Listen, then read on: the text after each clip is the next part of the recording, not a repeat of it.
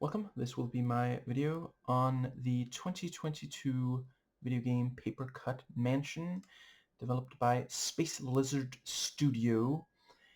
And I am going to start with a review that has zero spoilers, and I will see by the end of the spoiler-free review if I want to talk spoilers.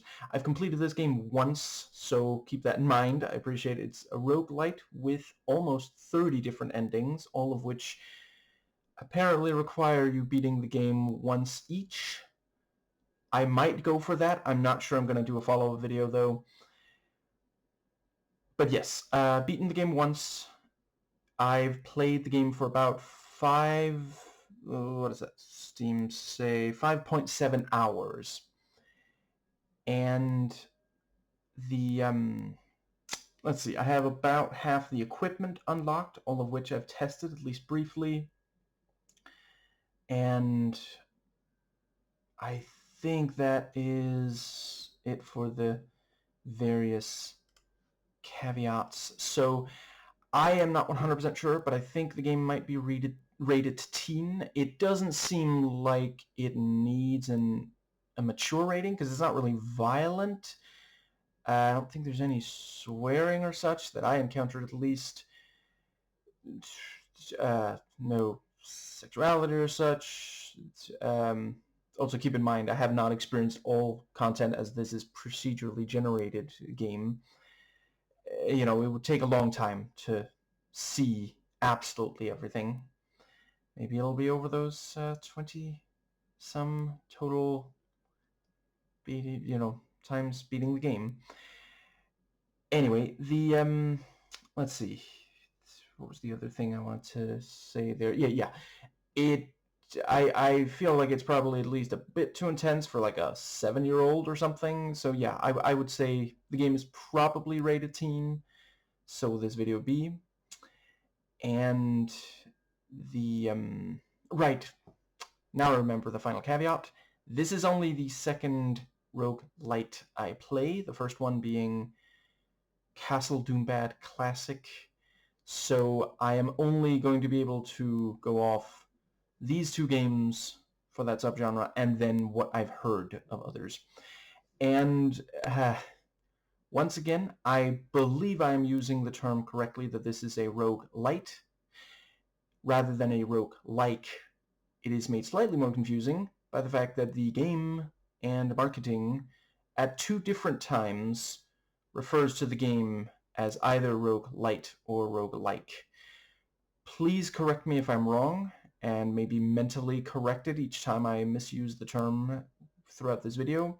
But if I understand correctly, I guess I should start with the beginning. So it started with the game Rogue, which had permadeath and other aspects, and I have to admit, when I first heard of these roguelites and roguelikes, I was like, well, permadeath, that used to just be a thing for all video games, but okay. Anyway, there's more to it than that. Anyway, roguelike is very, very similar to the game Rogue, and one of the big things is that you do not keep anything between the different, runs, whereas a roguelike is one where you do get to keep some stuff other than just your own experience.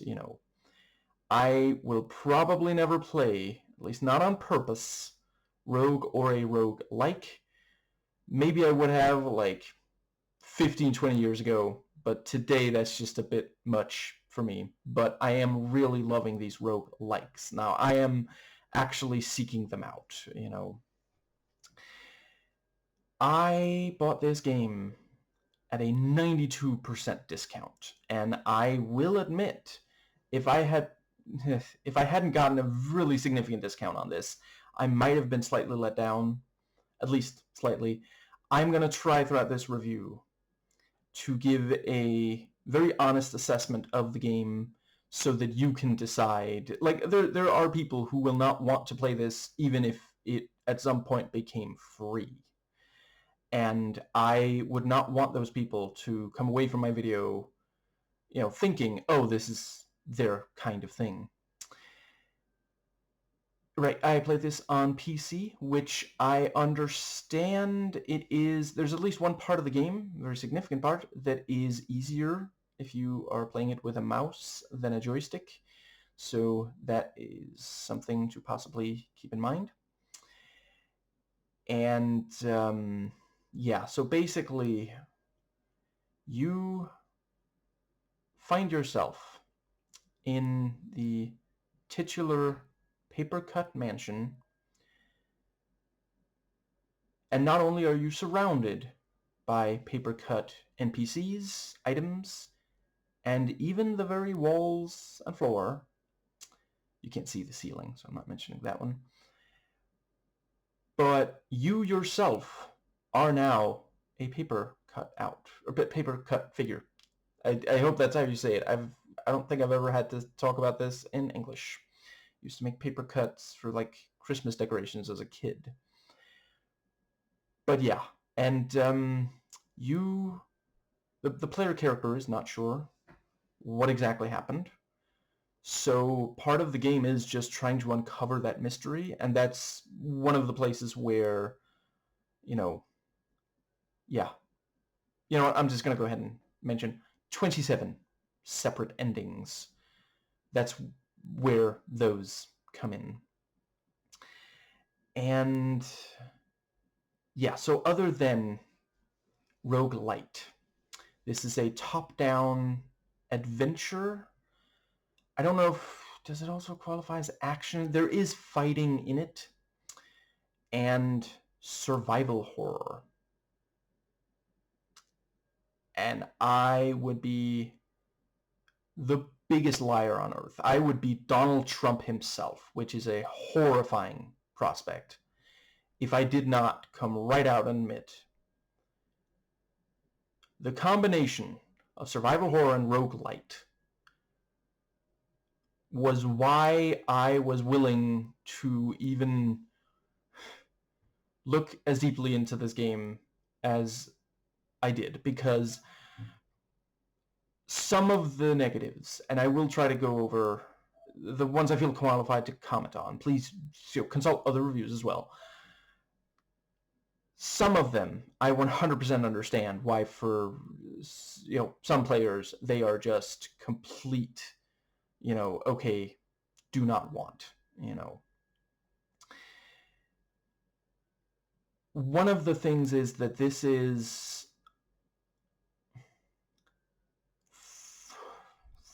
so I can only compare it to one other roguelite, but I have seen some say that this is long for a roguelite. So at least one person say that a run, for them to reach the final area of this game, took 2 to 3 hours. Now, I don't like saying that someone else is doing media wrong. I sometimes slip up and say that, but I try not to say it. I try not to even think it. What I will do is try to examine that claim, because for me, I found that I could reach the final area in roughly an hour, which I guess now that I've already said how much time I've spent on this game tells you, yeah, honestly, my character didn't die that many times overall so far, but I did very early on play very methodically, and I think that might be why this person, they said they reached the final boss twice and died to him both times, and do not want to spend another 2 to 3 hours reaching the end. See, after I had died twice, I started rushing, and I appreciate that not everybody likes to do that. But I get this thing where if I suffer a significant setback in a video game, I start to think, maybe I can't beat this game at all, and I don't want to play a game that I can't beat at all for very long, so I start rushing. And sometimes that's very detrimental. That is a character flaw that I'm working on. But with some rushing, yes, personally at least, I was able to reach the final area in about an hour. And so I am not saying that that's for you to mimic. I am saying, please don't be deterred by the idea that it would definitely take you 2 to 3 hours. You know, once you get the hang of the game, that is like the first couple of hours of this game is just you mastering the different things, and you know, with the permadeath, yeah. Yes. I think that pretty well brings us to the, let's see.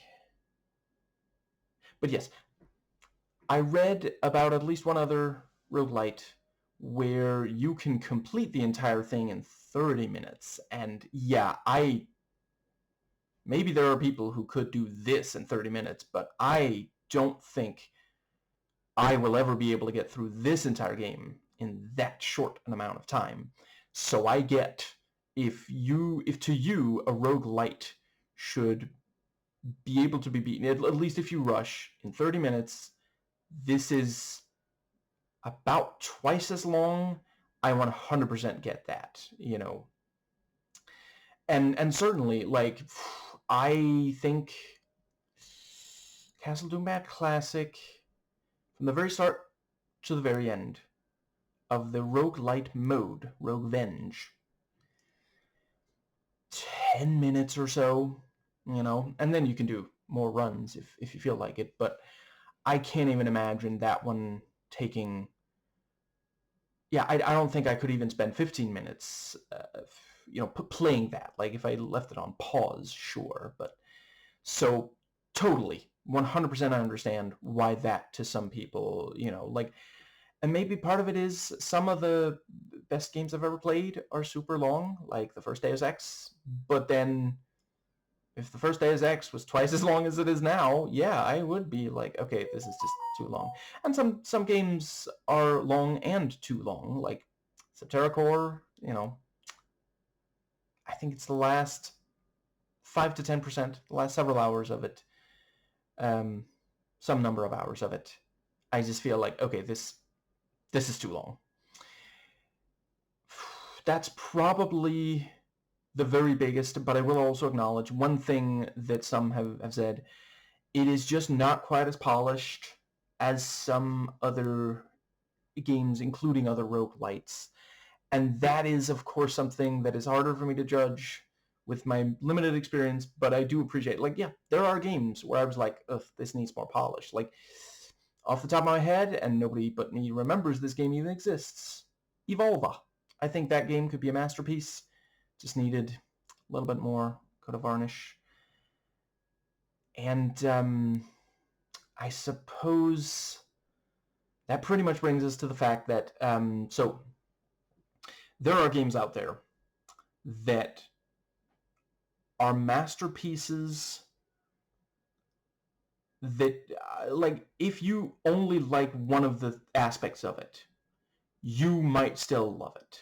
Like, even if I didn't love all of, like, most of the aspects of the following games, like, I would love the, at least first two Thief games, just for this kind of, you know, been compared to, like, submarine kind of thing, stealth of moving between areas that are so dark that you cannot be seen, and being very careful how fast you move and what you choose to move over. Like, you might take the longer path if it allows you to move over something that will make less noise. That kind of thing, you know? Deus Ex 1, just for the augmentation system. System Shock 2, just for how oppressive the atmosphere can be, how, like, hostile the world feels to the player at any given moment. This game is not really one of those. This one is made up of a series of elements, none of which, in my personal opinion, are amazing on their own. And when they come together, what we are left with is essentially something that I found a lot of enjoyment in playing, but I can totally imagine if you are very used to roguelites, yeah, I could totally see how this might be, you know, is mid what the kids are saying these days. And yeah, like it,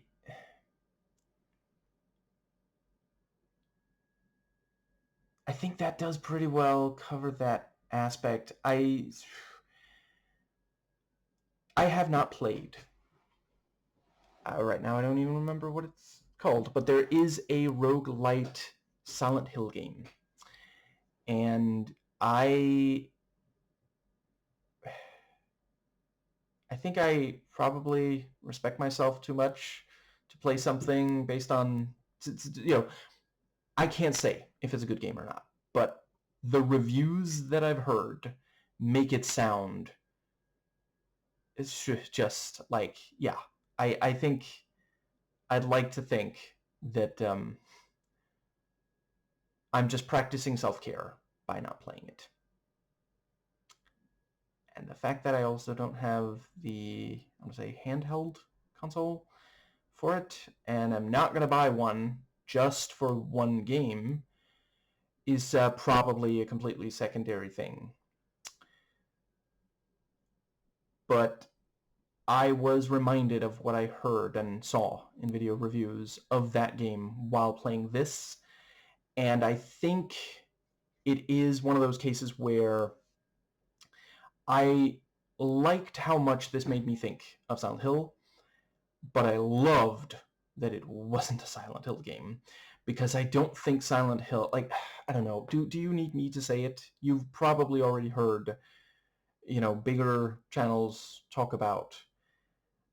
I guess I'll just very briefly, so one of the big things with Silent Hill is the deliberate pacing and storytelling, which is impossible to fully replicate with roguelite. And I don't think that's an insult to roguelite. I think there's just certain types of things, you know, I don't know that I would want Deus Ex 1 as a roguelite, but I loved this. And I did, like, one of the, probably more than anything, this reminded me of Silent Hill Origins. And part of that is the fact that you are yourself at specific points, you know, places, but it is up to the player, more or less. That one is more linear than this one, but, you know, you are choosing when to move between dimensions. And then you have how punishing the combat can be, which I appreciate is in general a Silent Hill staple.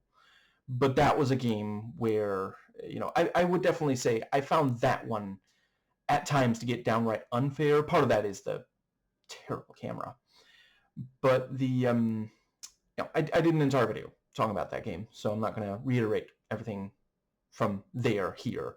I'm just saying, here, did not have any issues with the camera. Honestly, a lot of the time I didn't even use the mouse to move the camera. I just kind of moved the character. It varied, you know, but the, anyway. Yeah, that one, you know, it's at times you'll deal with enemies where it's like, okay, do you really want to throw this many enemies at the player all at once? Like, I didn't play it on, like, the highest difficulty setting or anything. Right, that should also be, so I don't know about the higher I intend to play, you know, there's 3 difficulty settings total. I have so far only beaten it once on the, you know, what's called the normal difficulty setting. That one is the only one that is unlocked at the very start. You unlock hard by beating it on normal, and I believe very hard by beating it once on hard, you know. So when I mentioned that it takes me about an hour to get from the very start to the very end, that's on normal. It might take longer on the other ones. But I thought that the, I guess I'll very briefly talk about so I already mentioned, part of why I'm here, why I got this game at all, is survival horror. Because I have loved survival horror for as long as I've known what it was. Let's see. Is it 25 years? Might be slightly more. When did I play Resident Evil? I guess that's over 25 years by now, yeah. Played all the way through the second Resident Evil game, and yeah, like it can get frustrating, but I really appreciate how much, like, don't get me wrong, I am not, you will almost never, like, if there is one day a video on my channel that, like, discusses, crap, what's it called again? I swear it was right on the tip of my tongue. The, crap, I should have said it before I started getting so verbose about it. Verbose should be verboten. Pathologic. If you ever see a video on my channel where I claim to, that seems to be from having played all the way through a pathologic game, that would probably be like someone hacked me and replaced me with AI or something. That sounds way too difficult for me.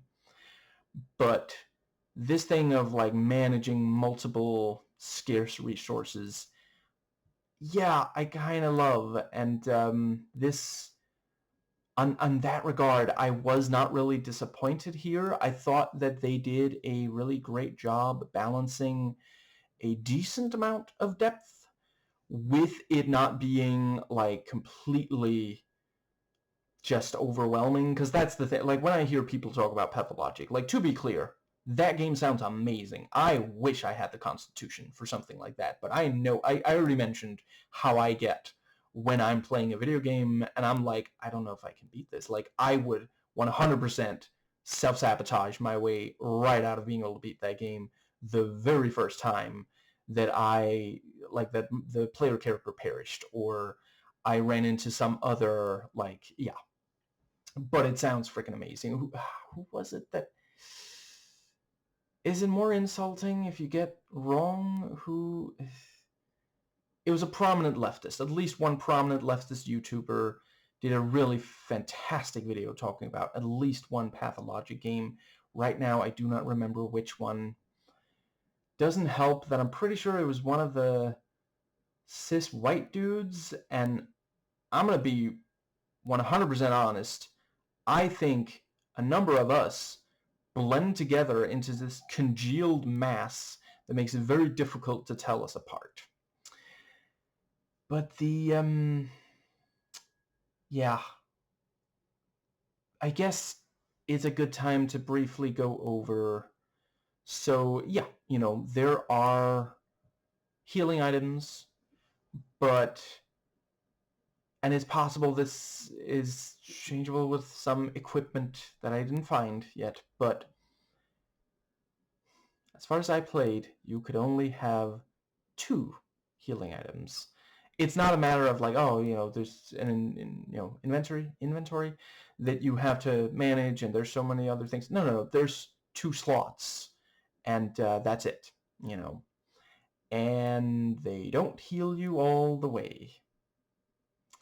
There are also static healing items that I don't think it said. I could be remembering wrong, but I'm not sure it warned me before the first time I picked one up. I thought it was just, like, some other thing, but it's a one-use static. You have to... So you may want to just remember where it is and save it, because those, at least on normal, heal you all the way.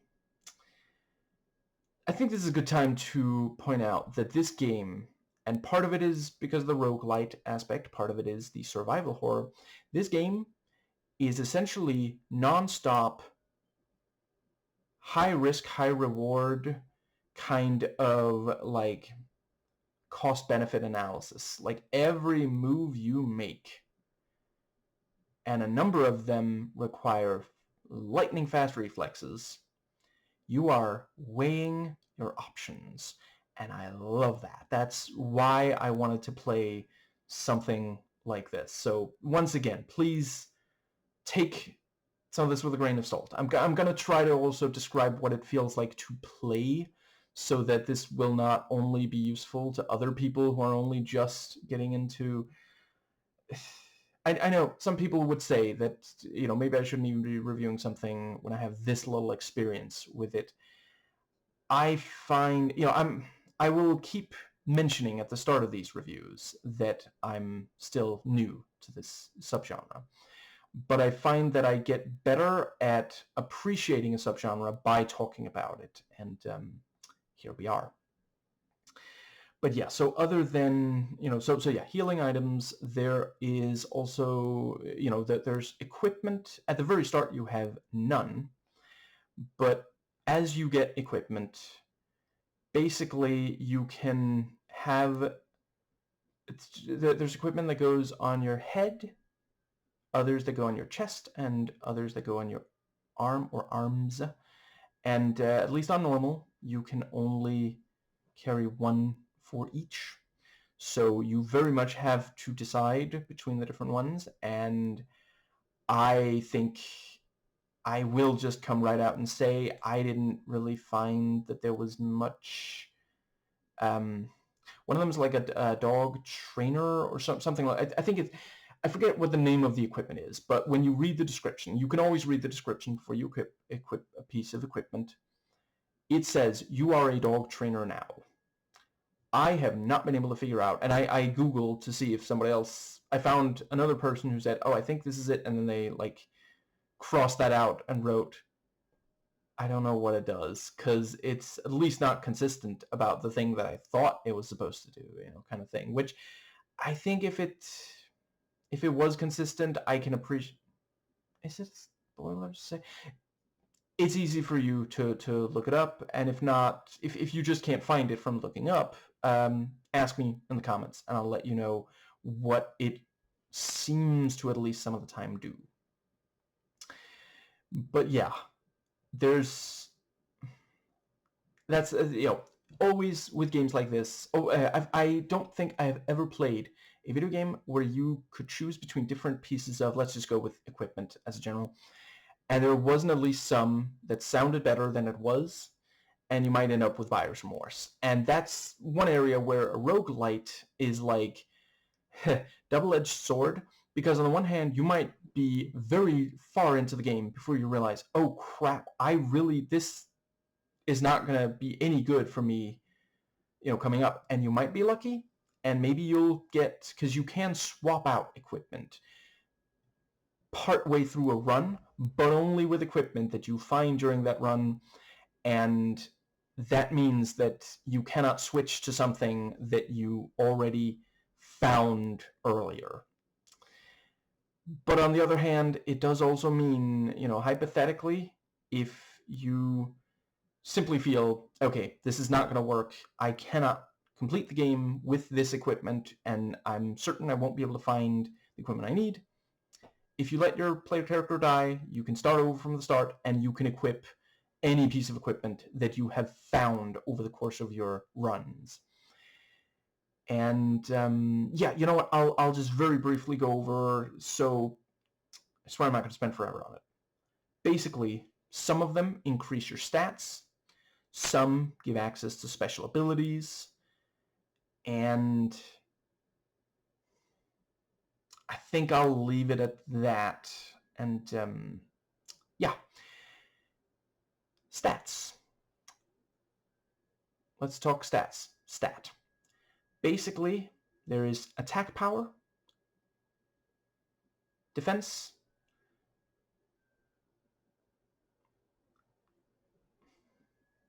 agility.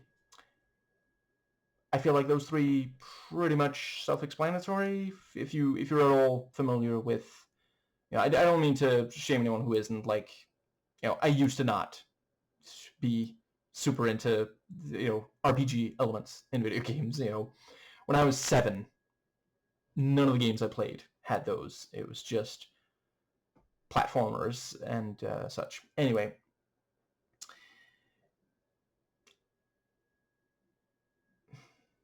the last one is called wit. And that one I think does need at least a tiny bit of explanation.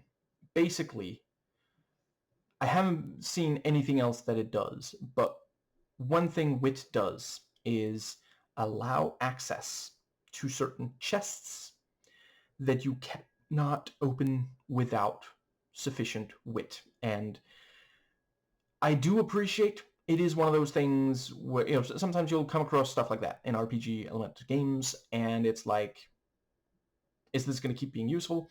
There are chests late in the game where if you upgrade wit pretty much every time you have a chance to, you will be able to unlock them, but not if you didn't. And of course, that, has you wondering, is the content of those chests going to make up for, because, like, personally I've found that I'm not sure. I think you will probably encounter at least one chest that you will not be able to open if you upgrade pretty much anything else. So are you okay with limited attack damage from your attacks against enemies, from taking more damage when other stuff harms you, and from your movement speed not being faster than the basic one? Because there are times where, like, I think at least early in the game, you are not going to encounter something that with careful planning you cannot outmaneuver with the minimum level of agility. But there are definitely situations where you, like, the first time that I was like, okay, let me just try to upgrade agility, I was immediately like, oh, this was the right decision. And I think that might more or less, I think that brings us very nicely to the quest element. So if you have played games with quests before, I'm probably not telling you anything you don't already know, so I'm just going to say it just so it's said and just so you know, like, it genuinely is fairly bare bones.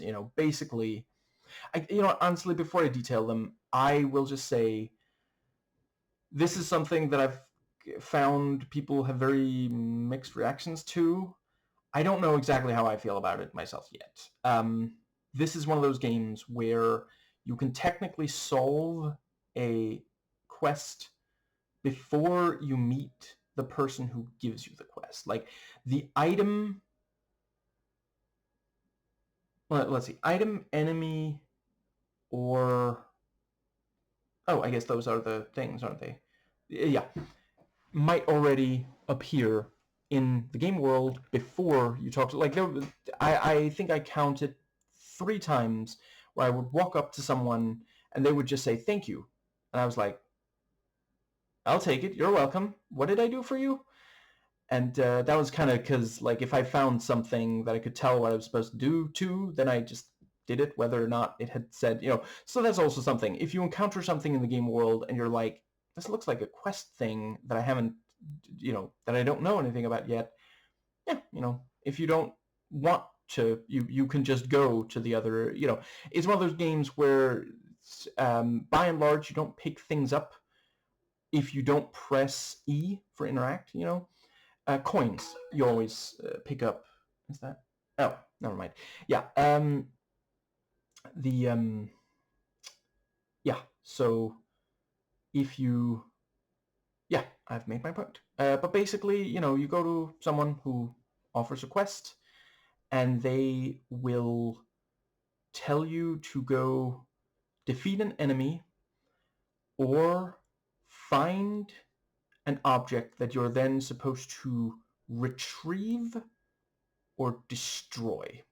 I don't think there are other quest types, and yeah, sometimes the quest enables you to move on to the next overall area. There are multiple floors in the mansion. Sometimes it is someone who will give you a benefit that you can accomplish every single time if on all subsequent runs just by finding this object or quest-giving NPC. I think I'll go right ahead, and I'm not going to spoil, but I will definitely say I was pretty happy with those. Yeah, if you encounter someone who says that they will, yeah, that's I'm big fan of those. And the third option is they might give you, a reward. And maybe if you're like really, whiny, someone might ask, what do you want, a freaking medal? If so, you came to the right game. The medals increase one of your 4 stats by 1 point. And yeah, you can do a bunch of different medals. You can do a bunch of the same medal. That's not going to be, and I couldn't say exactly how many you can get in an entire run, but it is several, and the I think that pretty much covers. Medals is one of those things where when you start over on a new run, you lose all your medals. Coins you have the same number of, which does also mean that if you buy something very expensive near the end of your run and pretty much bankrupt yourself, if you don't grind a tiny bit for more money, you could start your next run with essentially nothing. So keep that in mind. But with that said, I already mentioned grinding. You can essentially always grind for more. One thing I did note was that if you do any one thing in this game for too long, okay, that's a slight exaggeration. Let me be a little more specific. If you shoot enemies for a very long time, I think, what did it say? I think it said I was almost getting bloodlust, and I think that would have ended my run if I got it all the way. Obviously, a run can end by you taking a lot of damage in any of the realms. One of them is consistently, inevitably cold, and if you don't, reheat your body every so often, that can end your run. And you can, like, if you simply cannot find a healing item anywhere in that realm, let's go with that, then the if you keep in mind where the portals to the other ones are, go to one of the other, it's not going to heal you to go to them, but it will mean that you're no longer taking that damage. And maybe there you can find a healing item, and that's something I really, this is a good time to talk about. So I'm gonna try to take them. I'm gonna start with the neocortex, because like the very start of this game, you are told the fact that you are in this mansion means that you are either dead or in your head in some way, like what did they say, coma maybe, I forget the exact detail, but something along those lines, so that's another thing where I personally found myself really thinking, am I really playing as someone who's dead? How similar is this to one particular other game that I am not going to spoil here, but I got the vibe of it at other points. But yeah, so all 3 realms are mental. I mean, of the mind, not like slang for mentally ill. But I think the... You know, just so I don't forget, I guess by the time I post this video, it will have been a little longer, but I continue to really enjoy watching, you know, appreciate the commentary of Rebecca Azor in her videos. Title of which, one second, I swear I will have it momentarily. Like It or Not. I quite liked the one from the 31st of August, which is already weeks ago when I record this, and I'm not uploading it right away. But that was a really excellent one, and it's nice and easy to find because it has, you know, it's the American format, so it's 1/31/2026 instead of, you know, 31/1/2026. It feels silly for me to harp on because in Danish, and I have talked to you know, people who had to learn the Danish language after already, you know, being young adults, so they were understandably frustrated by it, and I admit it, it makes no sense. In Danish numbers, we say let's see, we don't always go from the lowest to the highest, like how you would, crap, it's the other way around, sorry. So, like, hypothetically, you know, an American might say 131. If you say that in Danish, you would have to say 101:30. And that's silly. I acknowledge that. I don't know what they were thinking, so I cannot go too hard against saying the month, then the day, then the year. Anyway, one of the three realms is the neocortex. In some ways, it is relatively safe. So it is somewhat like the regular, the one the closest to the real world of Silent Hill. However, every so often, you know, in order to get money or find quest items, every so often you will have to carefully examine objects. And you can always, like when you walk close to an object, it will highlight if you can interact with it. And when you do this, basically you get a 360-degree view of the object, and you will look around until you find something, or if you just give up, you can just press escape, which I really appreciate because, and I don't know if this is a bug, I would probably say 5 to 10% of the objects that I investigated in this game, no matter how much I would turn around, you know, you use the WASD, or wait, is it the arrow keys? One of those two.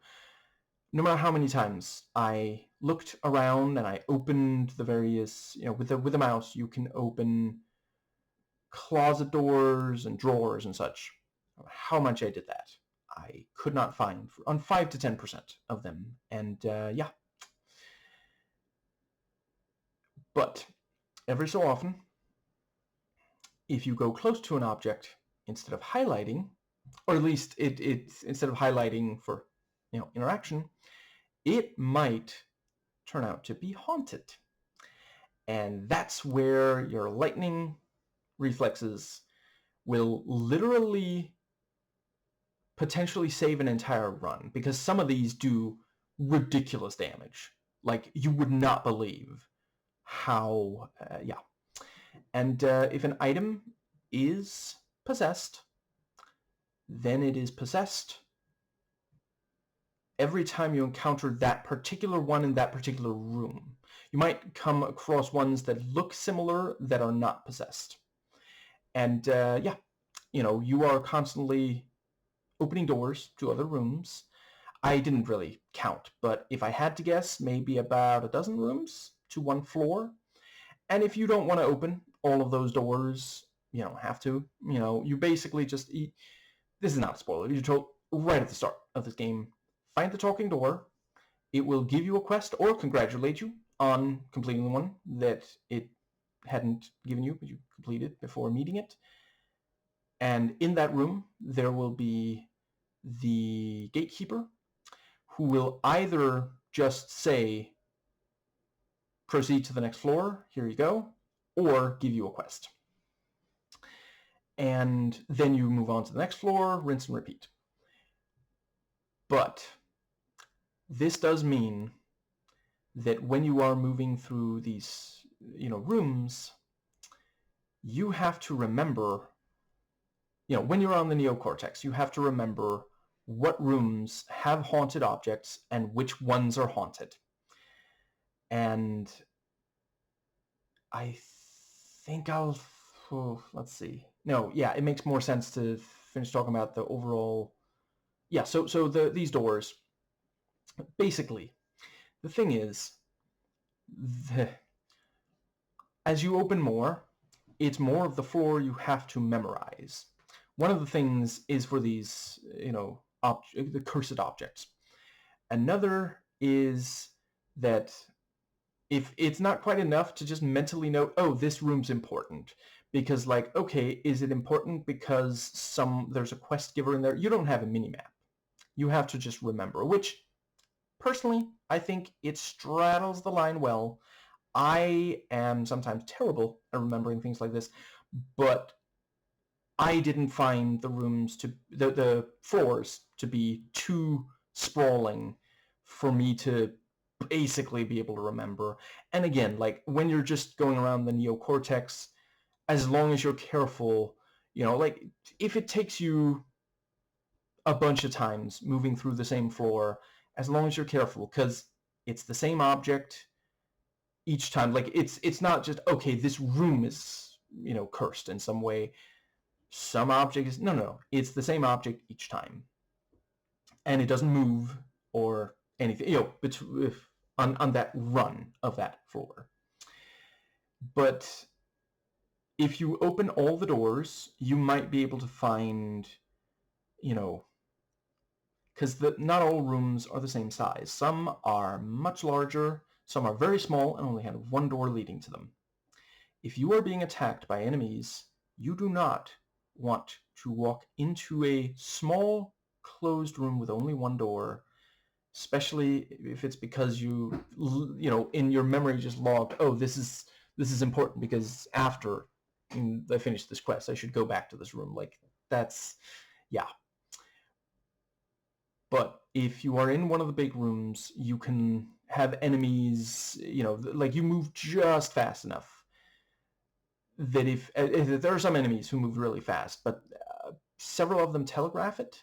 So if they stop where they're standing and make a specific noise, you pretty quickly get, oh, they're gonna rush me. That's your cue to get out of their way. And I think that does, but yeah, this sort of game of tag, I didn't find that it got tedious. That was something I was a tiny bit worried about. I've seen some people say they felt the game got tedious. Maybe it does if you try to go for more than one ending. I didn't personally find, other than one area of the final boss, I didn't find that this was terribly tedious as such. I think that might also, again, I totally get, if you're used to deeper mechanics, I can see how this might be like that for you. Tedious, I mean, not having deeper mechanics. It is not super deep. Hypothetically, honestly, this could be the first roguelite. I wouldn't make it the first video game you play. Play something that trains your reflexes, that is more forgiving. And I think that might just about cover that. So but yeah, every time you open a new room, hypothetically, maybe that even if you're on the neocortex, maybe that has the possessed item that does a lot of damage to you if you're not super fast. So sometimes, yeah, like I said, cost benefit. But yeah, you may want to go around on the neocortex, opening as many doors as you can, memorizing all the areas, before you move on to the others. Another one is the limbic system, and that is where it is perpetually cold. It's like the heart of someone who still supports ice, maybe even works for ice. And basically, you will take constant cold damage, which I do appreciate is different from your regular health. Essentially all three of these, there's one, if you get killed in the neocortex, it'll be from a heart attack. It's the hauntings that scare you to death, basically. I guess you freeze to death in the limbic. I don't think it ever happened to me. I was very, very careful about that one. But yeah, that's also an area where movement speed can really come in handy. And if you open all the doors, that means you know where the quest givers are. And the quest givers do not disappear after you complete a quest. All the quest givers stand near open fire. That's because it's cold. And you can stand there briefly as well, and it will undo the cold damage gradually, as you stand there for long enough. And that was another thing. I was a tiny bit worried when I read about that. I was like, am I going to have to stand stuff, because I was having like X-Men the video game flashbacks where, again, another game nobody but me remembers even exists. In that game, they decided that the way Wolverine heals is by standing still for a really long, I think sometimes you have to stand for like a minute or two. Literally, the player's just standing completely still, and it's like, who thought this would be compelling? Like, for real, just make it that, like, if you chain attacks really well, that heals him. Something like that, But, yeah. Anyway, I don't think I ever had to stand still near one of these open flames for more than 5 seconds? I think something along those lines. Like, it was never terribly long, And, right, did I mention the quest givers remain in all the realms, and the layout of the floor is also the exact same. It's just which effect you're dealing with, And right now I forget. I think the possessed things might be active in at least some cases on not only on the neocortex, which still makes it the safest, But yeah, that one is one where, it's more, you can take more time to explore, because it really, as long as you're careful around, haunted items. But there are things you can only accomplish on some of the others. And something I really appreciated, there were times where I wasn't 100% sure from the quest giver, but the quest summary will tell you, oh, hey, to complete this quest, you will have to go to this other area. Hand-holding. I did think there was a tiny bit much of that. I did not need it to say every single time that, like, it would not only say, if you want to complete this quest, you have to go to this other, for example, you have to go to the limbic system to accomplish this.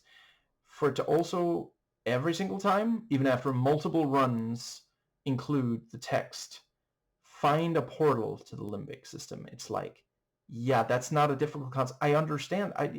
How do you think I got this far? Do you think I just happened to, and let's see, what was the other thing? There was definitely one big thing with hand-holding that I thought was, yeah, I didn't need for every time. I guess it's not the start of every run, but there's at least, I think it happened once per run for me so far. Someone will tell you, hey, you should go find the talking door. And again, it's like, I mean, if you tell me once at the start of the first run, I feel like that's enough. Because, like, keep in mind, multiple runs, like, there's a bunch of stuff that carries over. So why, re-explain things? There's this one person that I eventually think I know what this NPC looks like now, so I'll just stop. But you know, they have an exclamation point above their head, and there's this highlight when you go near them that you can interact with. So I thought, this is good stuff. And he just re-explains how fighting in the game works, which again is something you find out very early on, you know. So that's, yeah, let's see, is it every floor or is it every run? I forget. But I think it might just be the start of every run. But that again, you know, I think it only needs to be at the start of the first run, and then like, I think maybe this game needed a separate key that just says, hey, would you like something explained to you that we already explained? And that's perhaps a mouthful. So I don't know. Maybe they could call them Bible verses. And basically, yeah, yeah, when you first, in the first time in a run, even subsequent runs, not just the first run, when you go to a portal, it will say, hey, this portal goes to this place. This is the basic gist of this place. I don't think... crap. I've made my point. I'm going to move on. Yeah, that brings us to the reptilian. And the thing about the reptilian is that if you're doing it really well, you can really quickly get a bunch of coins there, because killing enemies gets you coins. Sometimes investigating objects nets coins, and coins are a very valuable currency. They can buy a lot of good stuff. That's something, it's not a spoiler to say, if you can afford the doctor, treat yourself. And I think that might just about... But yeah, basically, reptilian, you will always have a rifle in the reptilian. You can also get additional, you know, some of the... You can get, let's see, I think you can get one thing you can put on the ground and lure enemies into, or just close enough to, and they'll take damage. And you can only put that in reptilian area dimension. And the that will be on the X key, and sometimes you have to press first X then E. And some of them you can't place just anywhere, but it's very easy to figure out the rules for where to place them. They're very logical. And you know, I'll just briefly note, you know, it's like some of those RTS games where, you know, it pops up on the screen, and if you're trying to place it somewhere where it can't, it'll be like red instead of green. Find the right place, press the button, that's it. And note that they don't, you know, they're not instant. It might take a few seconds, and during that, you are vulnerable. So you may want to place them when you think you might get attacked soon. And that is again a thing, and you can only place one at a time. So and they don't tend to last terribly long, even if enemies don't walk into them. Some of them do. You know, one of them's a landmine. It's pretty self-explanatory that one disappears when, you know, enemy walks into it. But other than that, sometimes you can get one for the C button, which might be a sniper or a shotgun, that sort of thing. And I personally thought they did a pretty decent job balancing ranged and melee here, because you technically always have ranged. The rifle, as far as I can tell, is always with you. But the melee ones, you know, it's the classic thing, like the fact that, you know, if I may get serious just briefly, it has been noted that sometimes the people who hurt us the most are the ones closest to us. And it is a fact that has been noted elsewhere. I'm not the first person to make this observation. That's because they're in melee range. Melee attacks in this game can do tremendous damage. And there's always that trade-off that, yeah, if you played other RPG games that allow you to choose between ranged and melee, you already know, it's very, very risky to get that close to an enemy. But boy, can you do a significant amount of damage, and yeah, like I thought they did a good. At first, I wasn't sure about the melee in this game, but like, trying the different weapons, like there's something. I haven't. As far as I can tell, I haven't unlocked every melee weapon, but the ones I have, let's see, I guess it's like 4. All of them have something that is really like. One of them has really impressive range, but it's all like what's it called? It's like it's right in front of you. So if an enemy is just slightly to the side of that, yeah, you can't, and there's a cooldown on the attacks that aren't the rifle.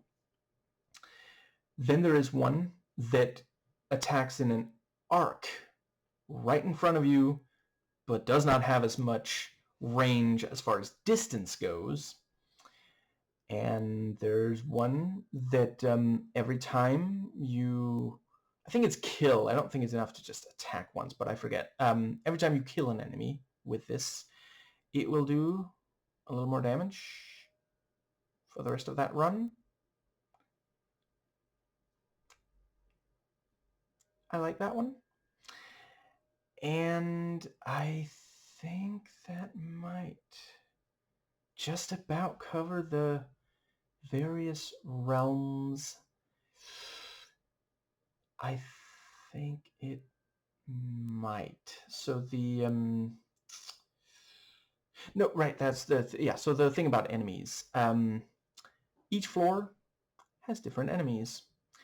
And once you've played each floor at least once, you remember those enemies. But the first run, the first time you reach a new floor, when you go to Reptilian, and at some point you might have to, there might be quests related to Reptilian. So yeah, you're gonna have to very quickly deduce what the enemies do. And I personally thought they did just enough to make it visually clear, because this game I really appreciate. So that's the thing. I grew up on old school, unforgiving, tough games. Games where you literally suddenly just die, and it's like, oh, I'm sorry, did you not know that was the instant kill zone? Well, I guess you just wasted several hours of your life. Guess you could try again. And we did, because we were that petty. It was kind of seen as, basically you failed at something if you were just like, you know what, I don't think this game's for me. I think I'm okay with not having beaten this game, because it's clearly, it's difficult. It's maybe a little too long for me. That was actually seen as a failure. That's something I've had to work to undo. I don't want to think like that. That's ridiculous. Like, you're just locking yourself into stuff that you don't enjoy. Like, that's not healthy, Anyway, the yeah, there is still stuff like that. I talked about that in my video on Marvel's Avengers as well. There are places where you can take significant damage and very quickly die. But today, video games, I'm not saying it's universal, but a lot of video games will have that, but also very clear visual indicators. So the first time the enemy does a lot of damage, it doesn't necessarily hit you if you're fast enough, And yeah, really, really appreciate that. They do this, yeah, one of the things, for example, is that if they do area of effect damage, there will be these red, indicators on the floor. you cannot miss them. You know, they draw the eye. Honestly, I think even just the shape, I need to learn how to be sensitive to. So I truly mean no offense. I'm aware some people have color blindness. I believe if you have color blindness, you will still be able to see, because there's enough of like a, they look like a sort of warning sign kind of thing, you know, even if you know, I appreciate some people might not see the color. And I think that covers the entire reptilian area. So I really appreciate how this game, I mean, I'm a big believer in you should try to make every game have at least one aspect that is truly unique. You know, I fairly recently did my video on, you know, what was it called again? Okay, I'll just very quickly find, because it's so recent. Super Thunderblade, you know, and that was a game that if I had played it before Space Harrier 2, I would probably have liked it more. But Space Harrier 2, in my opinion, just blows it out the water so thoroughly in almost every way that, yeah, you know, and this game has something that I do think, you know, honestly, the art style, this idea of paper cutouts, I want more games that use that. And I'm not saying that as like, we should make this game obsolete. No, we should get many different cool art styles of paper cutouts. Because like this, honestly, I am not the best at talking about like animated design. It did somewhat remind me of like some of the drawings and artwork of Tim Burton, and I'm not making any excuses for Tim Burton. I appreciate, you know, there's been a number of points of criticism against him from leftists. I personally found those put forth by Maggie Mae Fish to be some of the most compelling. Not making any excuses for him, just talking about the art style.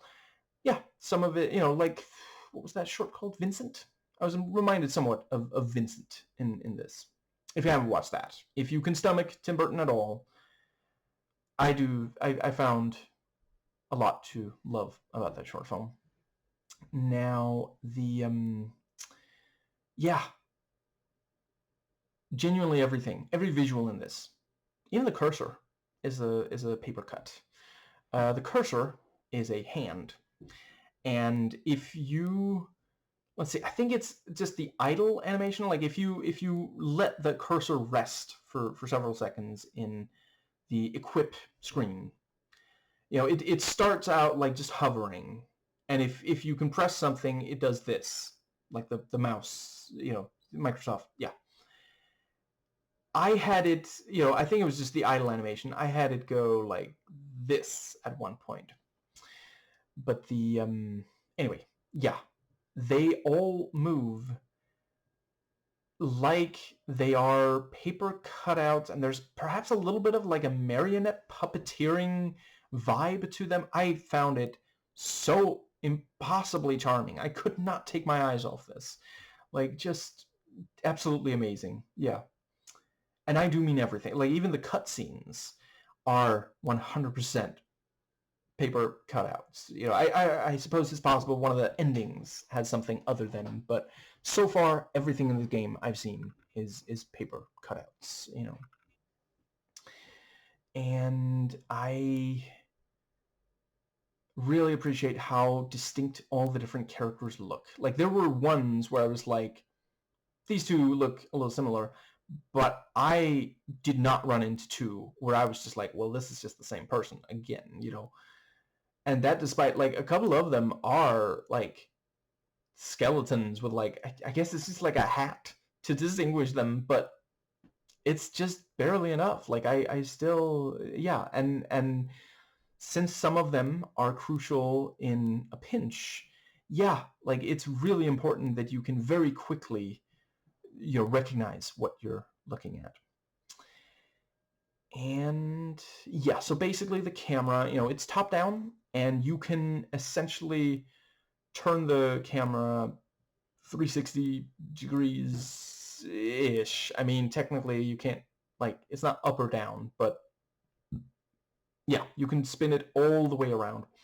And the WASD, unless you are target locking an enemy, WASD will move you in the direction that it points, rather than, when you're target locked, you can strafe and back up and close the gap between you and the enemy. Yeah, and target lock is just right click. And doesn't always work, and I was not able to deduce why. Like, there were enemies that I tried target locking, and it just would not do it. And that was tiny bit annoying, and I don't know if it's on purpose or not. It did not at any point outright get me killed in this game, but it was something that yeah. And target locking will at least sometimes get a health bar, at least for mini bosses. Also note, you may have to juggle multiple enemies. Not literally, not like Tekken. And the yeah, I think that brings us to, yeah, I personally so far have not found it to be grindy. I didn't need to grind, unless, I don't know. I suppose some might say it's grindy to examine, like sometimes on a floor you'll be examining. If you try to examine every object you can, you might examine, like, I don't know, 20 things in one single floor. I get if some people might say, okay, this is too much. I don't know that the game needs more varied gameplay. I think a little bit more polish could go a long way, but I certainly appreciate some people will find that it is not quite enough. And let's see, I think that might more or less bring us to, yeah, the enemy design is nicely varied, both in appearances, which can be deceiving, and the behavior. Some of them are slow and steady, some of them are fast, some of them are both fast and very powerful. I will acknowledge it can occur that you find some that feel unfair and just irritating. And again, keeping in mind, I'm only playing on normal. Personally, so far, I found that by and large, there weren't any enemies where I was just like tearing my hair out whenever I saw them. There are definitely enemies that kept me very much on my toes. Like, the first time I see them, I'm like, okay, what does this person do? And yeah, I think none of them were so involved in how you tactically have to approach them that that it was just like, what do I even do here? No. As long as you've played others, that's, again, like, this is very much not something. Do not make this the first game unless you just like really pushing yourself very hard. But, like, make sure you've played other. Like I already mentioned, you can target lock, strafe. There's melee attacks. You can place things that you then lure enemies into.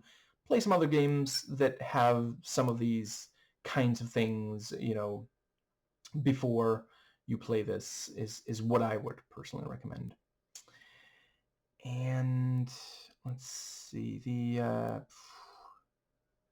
right, I will acknowledge I'm not the right person to ask, but I think at least some of the enemy designs might be at least slightly culturally insensitive. There's some East Asian, yeah. I think that might just about. Yeah, I thought the AI was sufficient. Like, I don't know that there's an enemy in this that's like brilliant, but it's also just not really a game where that's necessary. They're powerful enough and smart enough. And yeah, you know, they will follow you around. I don't think I encountered even one enemy who would just stand and wait for me, which you can use in your tactics. And they will attempt to surround you and stun lock. That's another thing. You can. There's yeah.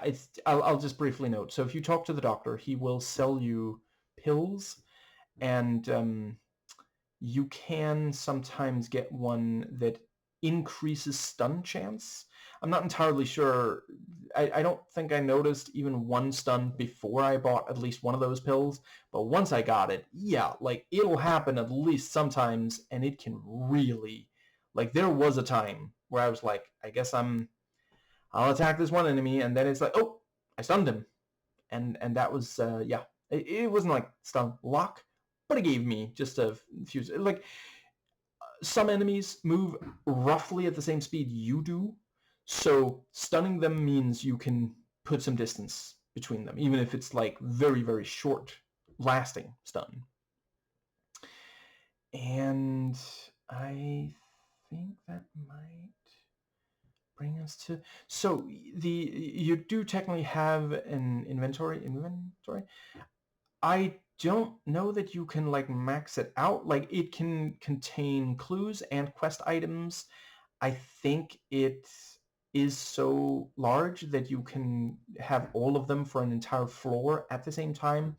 And I mean, hypothetically, if you can't, you can just go deal with one of these items and then go back to the other place. And yeah, I suppose I've already pretty much said quests are essentially nearly all fetch quests, And yeah, so technically progression through the floors is linear. If you want to know how many floors there are before you start, the Steam achievements is your guide. You could also, I suppose that's one place where your conscience cannot be your guide. So not unlike working for the Trump administration. But the, yeah, progression through the floors is linear.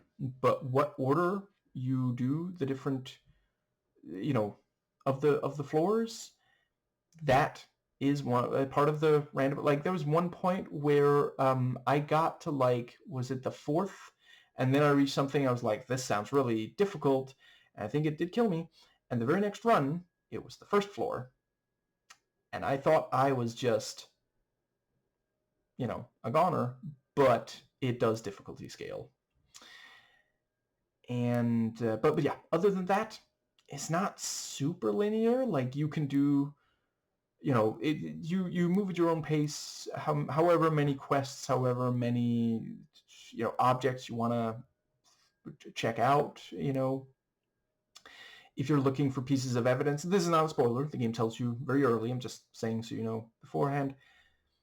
Limbic is where you find the pieces of evidence, and pieces of evidence, I guess that arguably is a spoiler. You can Google your way into find, or ask in the comments to find out what exactly evidence does in game, but the sort of the thing that you're told it does is help you piece together what really happened. And it definitely does have some of that going on. Is it a spoiler? I guess I'll just say if you want all the endings, then you may want to look up what evidence does before you play terribly much of this. It's not going to spoil the answer to that. I know some people will want to experiment and find this out themselves. I am very happy that I happened to find it. I was looking for something else, but I saw, oh, this is what evidence does, and yeah.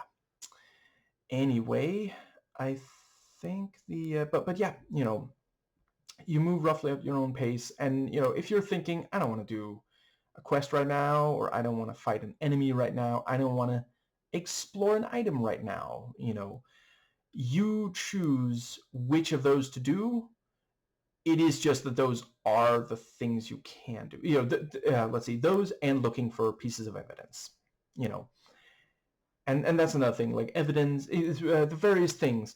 I think the floors are just large enough that you feel a sense of accomplishment when you find something you were looking for, but also not so big that you're just spending forever just walking in circles trying to find this thing that, yeah. I guess it's obvious. Maybe I don't even need to say it out loud, but I will just to, yeah, I haven't gotten soft locked, at least so far, but again, you know, if there's really 26 more endings for me to, you know, I don't know. I can't rule out that it happens, you know. Like I said, I don't know if it's a glitch that sometimes it seems like you just can't find anything in the, what's it called? In the objects you examine, but none of them, it was never that an item that I needed to complete the game, to complete that floor, just didn't spawn. I guess it's a good time to talk about, so yeah, the basic atmosphere, like in the neocortex, it is just, you know, there are only so many NPCs, and it is inherently creepy to be walking around as a paper cutout and interacting with living paper cutouts and such. And yeah, you know, it's very much like, I can never remember what it's called. It's been so long, but there's a specific name for that part of the world of that dimension of Silent Hill. But you know, the one that's foggy and the town seems mostly empty, that sort of thing. You know, and yeah, Limbic also has some of that. Although I suppose that one's perhaps more like when the world gets icy in Silent Hill Shadow Memories, although that part does have enemies in that game. Anyway, and Reptilian feels very much like, I cannot believe I'm blanking on these names. I used to be super obsessed with Silent Hill, but it's been so long since I watched videos talking about it. But the other world, maybe the yeah, where it is, you know, red, there's a lot of rust, it's harsh, loud, that sort of thing, you know. But it doesn't feel like a ripoff. I never felt like, okay, should I just go play a Silent Hill game? Because, once again, like, I would definitely say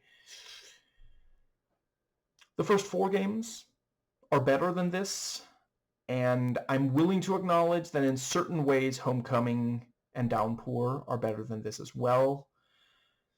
Origins maybe about the same.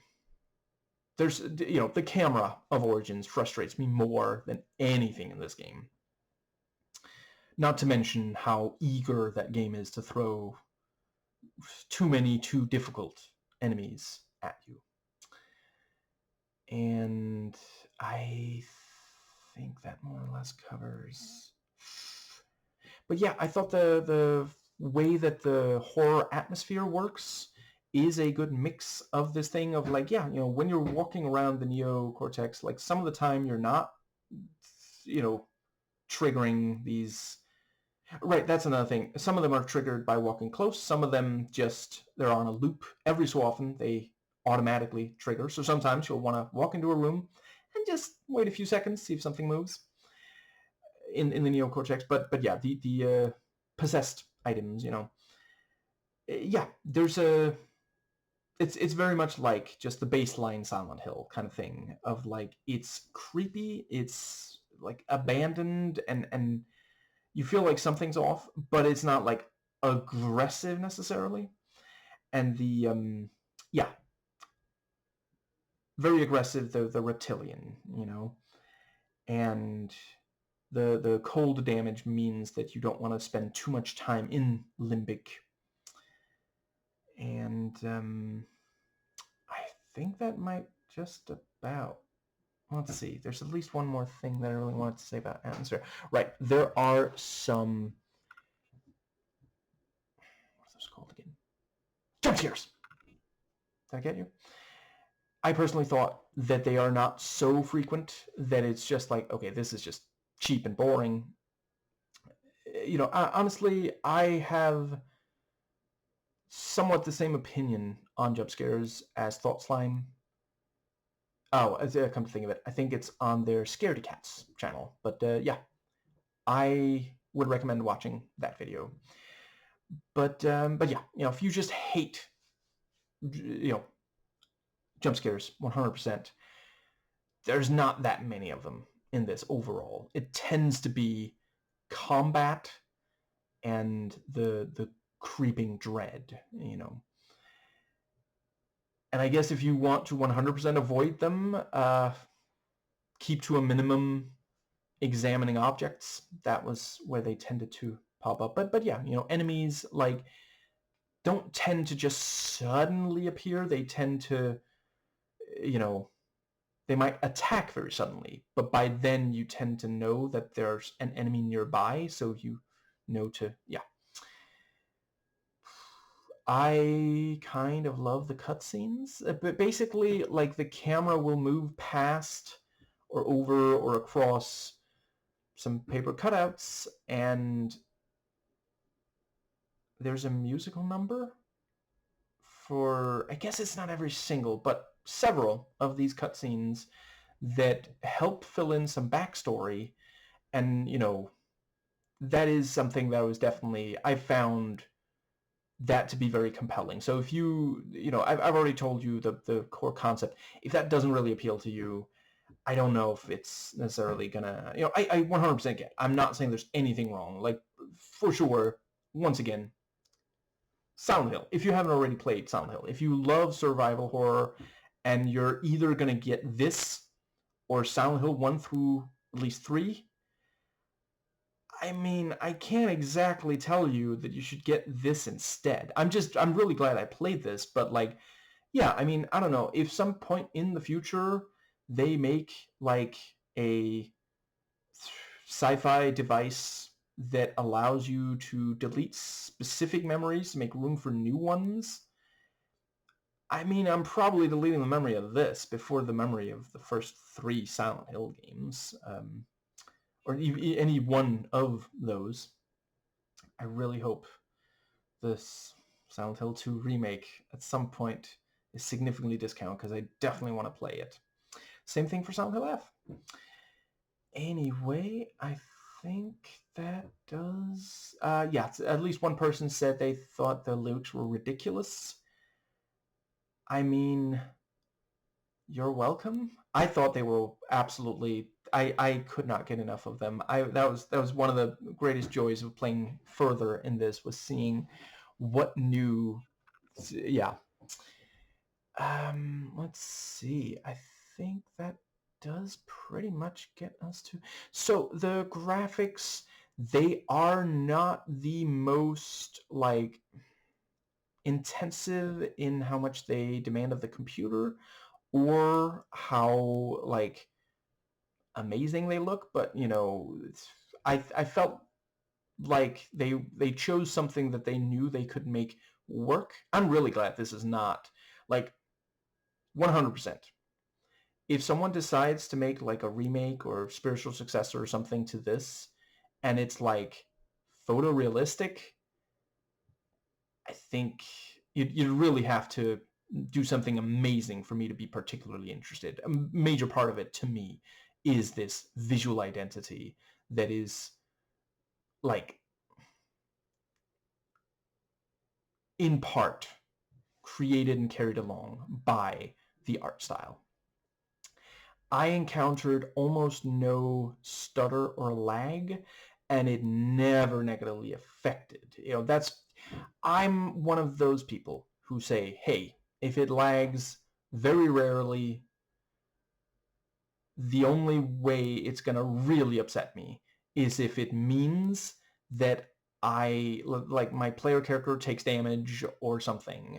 That's something that I really cannot abide by. There are games that I ended up rage quitting and never going back to because of that. Never happened to me during any of this. And there were times where I thought, oh crap, this is when it happens, isn't it? Well, let's see, there was at least one combat situation where it started to lag a little, but the enemies did not move before I could. And, to be clear, when I say lag and stutter, I mean, like, 2 to 3 seconds at most is what I experienced, you know. But yeah, sometimes when you go from one dimension to another, when you go to the next floor, that sort of thing. Right, I did really appreciate one thing they do to help hide the loading. I'm pretty sure that's what's going on. When you go to a new floor, it starts with you like tiny in the screen, and you see the first 4 walls, and then the camera zooms in. So okay, I'm gonna have to use my actual camera as the, you know, so it ends up going like this, like closer and closer, and suddenly it's, you know, the room you're in takes up most of the screen. That was a very, because like maybe that's also part of why the lag and stuff didn't bother me so much. I appreciate that this wears the artifice on its sleeve. Like one of the first things is I think he actually sings it. I think that's how he, you know, he notes, I used to be flesh and blood, now I'm paper cutout, you know. So it's just, I am not going to sing in this video, don't worry. But yeah, and the whole way through, you know, that's also the first time someone mentions the talking door, they say, how ridiculous is that? There's a talking door, you know. And I think that pretty much gets it. Yeah, I thought the sound design was quite good. You know, the damage taken and done sound. You know, there's a weight to it, somewhat. It's not amazing. Again, you know, it is not fair to compare the sound design of this game to the Silent Hill games, because there it is spectacular. You know, that was very much like when they made that first game, they understood these graphics are not going to wow people, not even right. Like I played the first game not very long after it came out. I actually played, yeah, come to think of it, I think I played the demo of Resident Evil 3 right after that demo came out, you know, and like that, by that point some of the stuff was very cool looking. But you know, early 3D, you know, whether it's games or movies, it can be a bit, it's 3D CG animation in movies, I mean. But yeah, so they knew we got to really go above and beyond there, and they did. The music is, I think, good. You know, I'm starting to admit how, you know, I do really like musicals. It was I watched animated musicals as much as I could as a kid, and my parents took me to actual musicals as well. But the anyway, I think that does cover. I guess that's a decent enough to say. The Steam store page for this game has 2 videos. Neither of them spoil anything major. That gives you a good sense of the art style, what it looks like in motion, and you know, you'll also want, if you just want to see the art style, look at the stills in there. I think that, and there you also get a sense of stuff like music. And yeah, it is, as far as challenge goes, it does, in my opinion, a pretty good job of, at the very start, having just enough hand holding. Like, you essentially, like, unless you know, just skip text boxes with directions and such, you're not gonna suddenly find yourself in a dimension in this game and it's like, what is this place? How do I do, you know, because like, yeah, hypothetically, if you don't know, you know, if you want to fire the gun, you have to left click. If you want to engage the, you know, target lock, you have to hold down right click.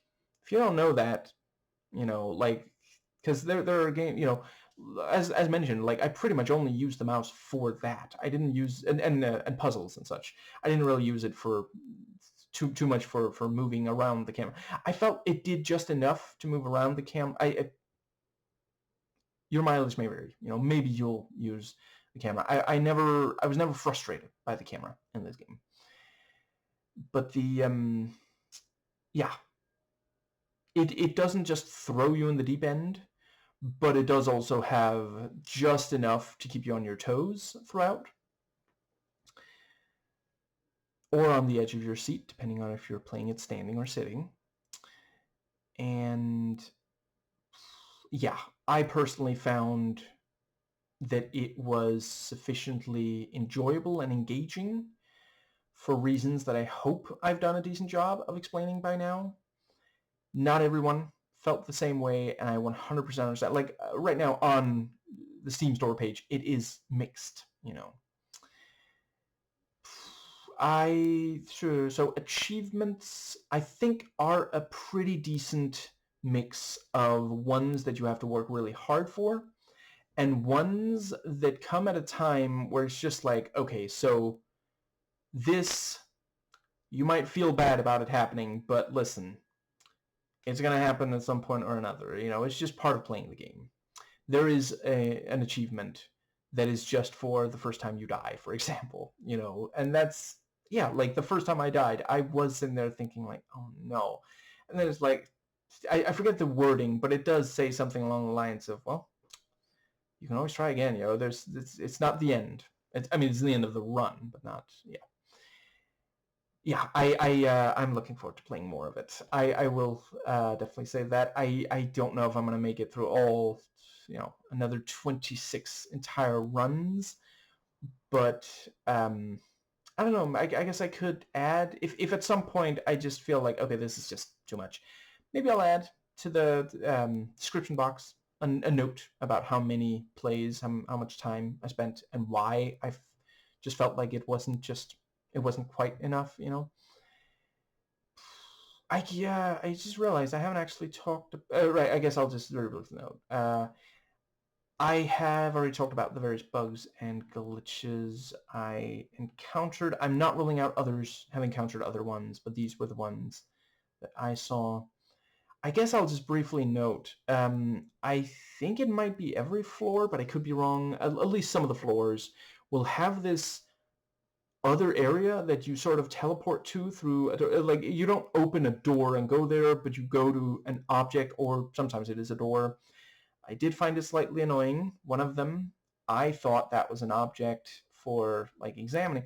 That's something, I think those should always say use portal, you know, because the ones between the different dimensions always do, but the ones to this other area, because one of them's a maze. And if you don't solve the maze, you can't go back, you can't leave the area. You can't just go back the way you came. Normally you can. These areas, one's a maze. Some of them, there's usually at least one thing you can accomplish there in one way or another, something you can find, and some of them have a lot of traps. And that's very much where you want to think about, like, am I really going to risk, like, there's so many traps, you might die even if you play careful, at least the first time you encounter some of these traps. You have to really, like, take a deep breath, look at and that's something I really appreciate. A lot of the traps in these areas, I mentioned that some of the traps, it's that they activate when you go close to something. I don't think there are any of those in these portaled areas. As far as I recall, every single one I encountered, basically each of these traps is on a loop. And if you take 1 second, 10 seconds, a minute to memorize the loop and find, because there's at least one weak spot. There's at least one, at least if you have a high enough agility. And again, I don't think, maybe on some of the later ones you need higher agility, but that's, again, part of the game is trying to figure out, can I actually do this, or do I want, you don't have to. You don't have to go to the end of these portal areas. I don't think that was even once the case. Like, there were runs where I was like, okay, so this is the portal to that area. I don't really feel the need to. There might be coins. There might be an equipment card. If you want to go, you can go. If you don't want to, I don't think, as far as I could tell, you don't ever need to if it's just not your kind of thing, But yeah, some of these areas will have, like, a bunch of traps in this fairly short area, and not only do you have to get past the traps, you have to go back past the traps after you've reached the end of the area. So keep that in mind. But those were exhilarating to play. You know, that was the thing. Like, there were times where I skipped them because I was like, I have enough of this stuff. And I was also like, I kind of want to see if I can at least get to this other floor before dying. And I worry I die on those traps, you know, but yeah. And I thought it did a pretty good job of the settings being just distinct enough. Like, yeah, it's not really a spoiler to say. At least one of them is essentially like a hospital. I think one of them is maybe like a police station, something like that. And yeah, you know, just various places that look different enough, and the enemies will be very based on what the area is. And so the level design is, of course, one of the big points of the roguelite experience. You don't know. Like, I visited the same floor in multiple runs where the rooms came out to be very, very different. And I was pretty happy with, I never felt like there was a truly pointless room, or that there was a room, like, I wouldn't rule out that at least one of the rooms is primarily there to sort of, you know, if you don't unlock it before you start fighting enemies, you might, you know, think, I don't know, I'll try this door because I'm getting swarmed by enemies. Oh, whoops, this room, only one door, and it's tiny.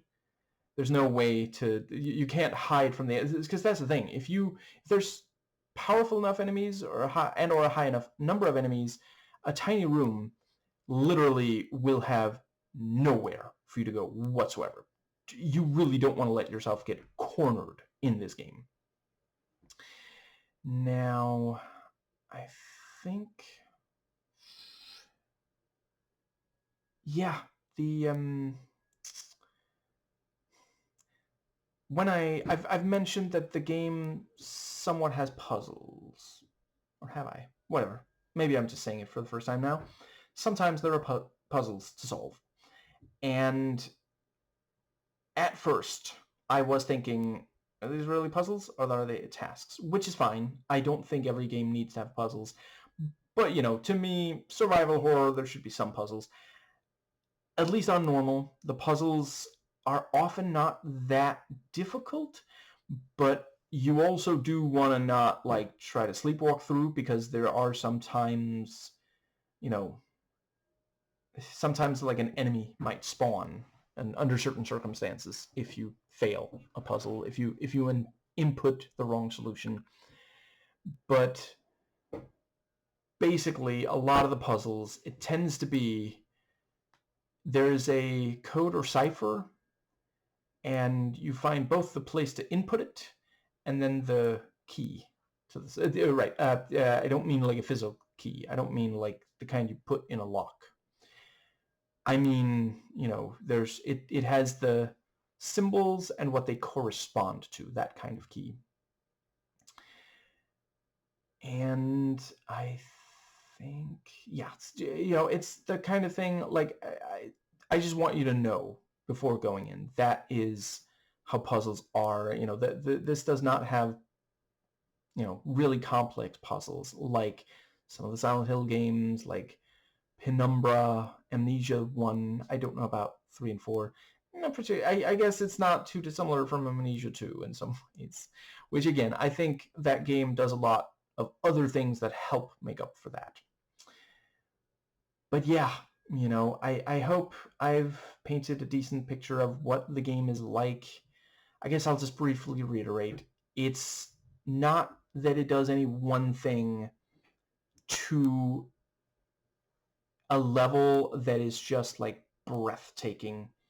I do think when the elements come together, there's just enough variety, polish, and, like, I personally did really love how much it kept me on my toes. And you know, after playing Castle Doom Bad Classic in Rogue Venge, the mode of that game that is roguelite. I loved how, these aspects of keeping you on your toes and such. One of the big things I was thinking was this would be amazing. This would be exactly my kind of thing if the gameplay was just like, at the end of the day, tower defense is not my favorite kind of thing. I'm really hoping at some point, I've got several wish lists. I'm just waiting for a significant deal. I would love to play a platformer roguelite, stealth roguelite, those kinds of things, but yeah, as far as just like survival horror roguelite, this kind of did deliver most of what I had hoped for. And yeah, I found it kind of addictive. I think that does cover everything. Yeah. I rate this 7 creepy paper cutout characters, objects, and settings to really get under our skin and really remind us of how, like, as much as there are downsides to having these physical bodies that we do, how off-putting it would be if we did suddenly find ourselves in this downright alienating, very different form out of 10.